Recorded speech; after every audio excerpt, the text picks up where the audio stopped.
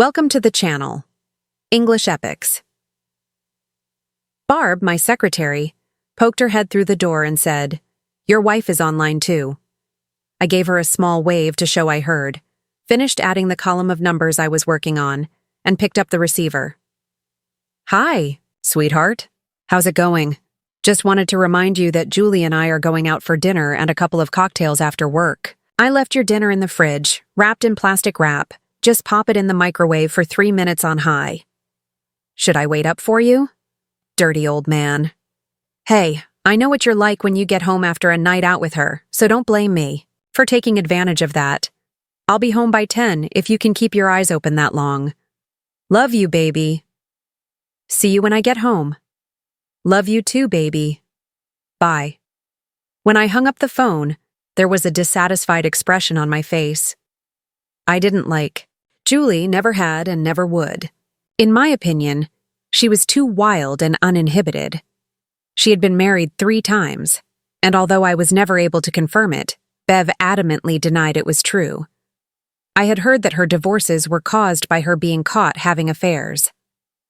I didn't know if it was true or not, but there was just something about her that made my skin crawl. Still, she was Bev's best friend, and there was nothing I could do about it except accept it.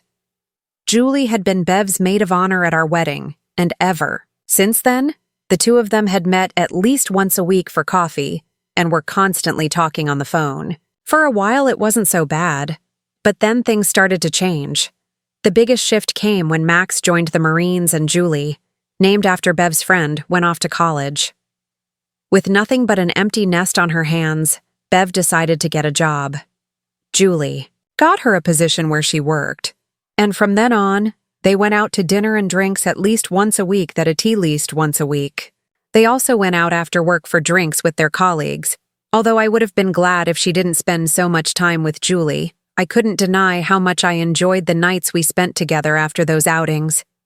She'd come home and make love to me like her life depended on it. One time I asked her what was going on. "Promise you won't get mad?" "I don't know. When you say it like that, it usually means there is something to be mad about." "Then let me explain. You know I love you, right?" "Yes. And you know I would never do anything to what we have, right? Why am I suddenly getting the feeling that I'm not going to like what I'm about to hear?" "Don't be like that, baby. It's not that bad. I come home aroused because when we go out for drinks, we also dance. And I'm an attractive woman, even if I say so myself. Guys often hit on me, and when I dance with the ones who ask, they sometimes touch me. I never let it go too far, but it excites me. And the moment I get home to you, you're the one who has to calm me down. That explains the nights when you stay out after work. But what about when it's just you and Julie? Same thing. We grab dinner, then head to a bar for drinks. Guys start coming over and we let them buy us drinks and dance with us. They turn me on and you get the reward." She saw the look on my face and said, "Come on, baby. I've never even kissed any of them. I let them buy me drinks and dance with me. They rub up against me, touch me, and I let them, because I know I'm turning them on and then leaving them hanging. They all see my rings and still try to hit on me, so I figure they deserve to go home with a case of blue balls. Honestly, baby, I'm just having fun, and you're the one who gets all the benefits." And that was true. I did get plenty of benefits. Like many married couples, we had fallen into a routine as we got older. Our intimacy had dwindled to once a week, sometimes once every 2 weeks. But my sex life had improved dramatically once Bev went back to work. That's why I kept my dislike of Julie to myself, just like I had for the past 20 years. The next 4 years flew by. Max was discharged from the military and using the benefits he received from his service, enrolled in college to earn a degree, and build on the computer skills he had learned during his time in the Marines. Julie earned a degree in marketing and landed a job at a major advertising agency. While Bev was promoted to office manager at her company, she still spent one evening a week out with her coworkers. But since Julie got married again, their dinners together became a bi-weekly event. Still, I continue to reap the rewards them. Why world turned upside down on a Monday in June that I had invited a client out for lunch, and we were sitting at a table in a restaurant when he said, "Wonder if today's my lucky day." I'm sorry. See that woman walking toward the booth along the, wall? I turned and saw Julie. Yes, I see her. One night I ran into her and another hottie at a bar in Berkeley. Man, that was one wild night. My buddy and I bought them drinks and danced a couple of songs with them. Then when I made a move on her, she just said, "Do you have a place?" Those two were like nymphomaniacs. We could barely keep up with them. They had sex with us like it was their last night on earth. This one, he pointed at Julie, was the one who suggested going back to the bar to see if they could pick up 2 more guys. The other one hesitated for a moment, then said no. She said she needed to get home to her husband. Then she reached into her purse, pulled out a pair of wedding rings, and slipped them on. "Can I ask her to join us?" I was spared from having to say anything, because just as Cliff stood up to approach, Julie, her husband, walked in and joined her. "Well then," Cliff said, "you snooze, you lose." We finished our lunch and left. Thankfully, neither Julie nor Paul noticed me. I don't know how I would have handled it if they had seen me and waved, especially with Cliff right on my heels. After I left Cliff, I went back to my office and stared out the window, replaying everything he had told me. The other woman couldn't have been Bev. She just wasn't that kind of woman that IT had to be some other friend of Julie's that I kept telling myself that over and over. But the seed had been planted, and it started to grow. Did I really know what Bev and Julie did when they left the house? No. All I knew was what Bev had told me, that she teased guys, then came home aroused so I could take care of her. Was that true? Did she really just tease them? And was she aroused because of that? Or was it possible she was turned on because some guy she picked up couldn't finish the job, and I was the one who had to step in and do it? I didn't know, but I knew one thing. I had to find out that I felt ashamed for doubting the woman I loved. But despite her close relationship with Julie, it was entirely possible that Bev was the woman Cliff had seen with her. I didn't believe it. Honestly, I didn't. But a quiet, insistent voice in my head kept saying, "Check it. Put it to rest and stop the worry." I decided to follow Bev the next evening, once when she went out with her co-workers, and again the next time she had dinner with Julie, that I knew where Bev and her colleagues usually hung out. So one Monday after work, I went there and scoped out the place. There were several dark corners where I could sit unnoticed. The only question was where Bev and her friends would sit. Assuming there would be at least 6 of them, I figured I could identify them by their booths. Bev had mentioned they danced. A lot. So I guessed they'd probably sit as close to the dance floor as possible. They would probably push at least 2 tables together, so I scanned the room and picked what I thought would be the most strategic spot. I needed a disguise, just in case Bev or Julie happened to glance into my dark corner.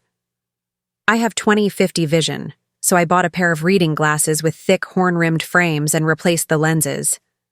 I never wear hats, so a baseball cap with the brim pulled low partially covered my face, that a work shirt with a protective pocket stuffed with pens and pencils replaced my usual 3-piece suit and completed the disguise. All I could do was hope and pray that it would be enough.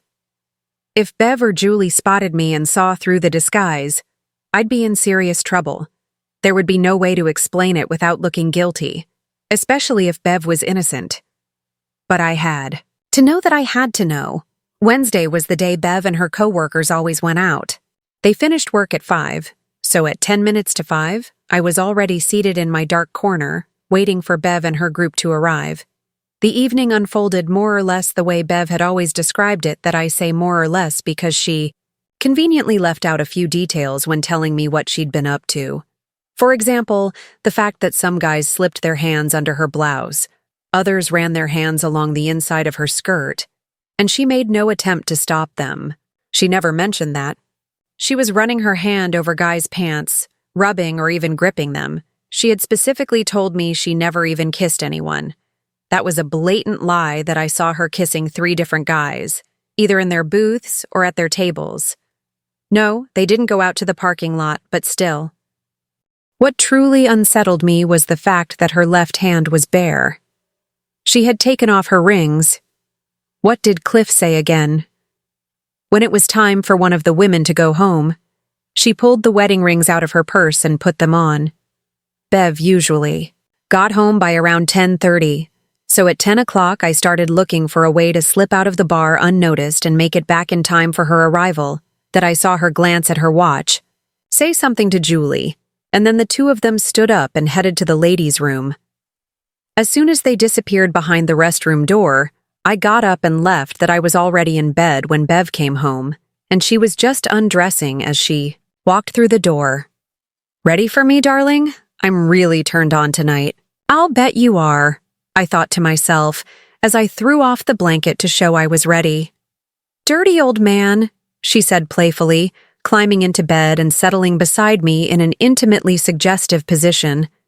As she leaned over me with clear intent, I couldn't help but stare at her body and wonder whether any of those wandering hands from earlier had gone further than she let on.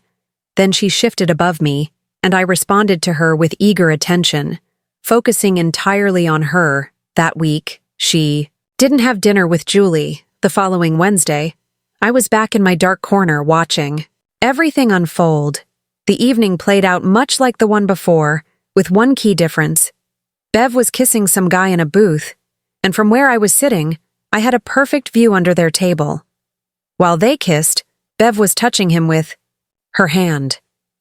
I watched as he clearly reacted with pleasure, then saw Bev wipe her hand on his pant leg.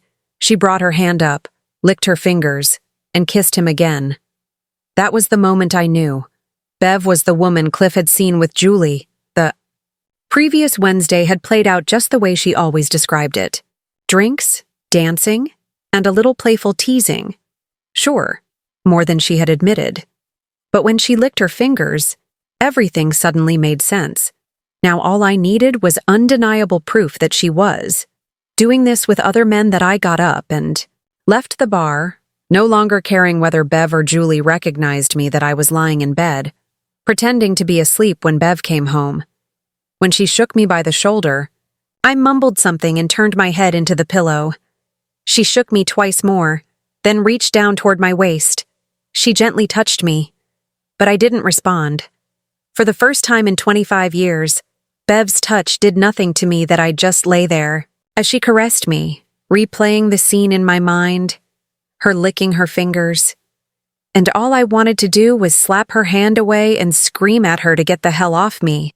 The only reason I didn't was because I needed to stay calm until I could catch her red-handed with someone. Eventually, Bev gave up and went to sleep, leaving me staring at the wall, filled with one thought after another.